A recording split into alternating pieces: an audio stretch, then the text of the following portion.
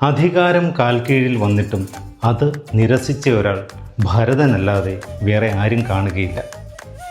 ഭരതൻ്റെ സ്നേഹം നിസ്വാർത്ഥമാണ്.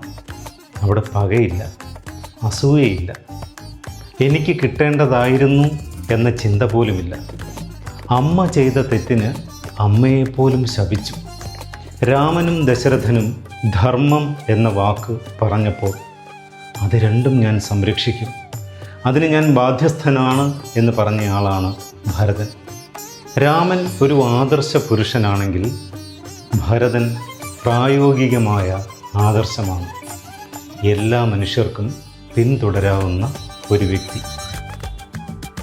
രാമനെ പക്ഷേ എല്ലാവർക്കും പിന്തുടരാൻ പറ്റുകയില്ല.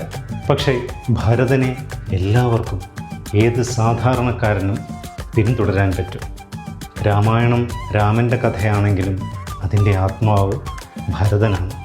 അധികാരം വരുമ്പോൾ അത് നിരസിക്കാനും പ്രതിഫലമില്ലാതെ സ്നേഹിക്കാനും കഴിയുന്നവൻ, ധർമ്മം എന്താണെന്ന് കാണിച്ചു തന്നവൻ, അതാണ് ഭരതൻ.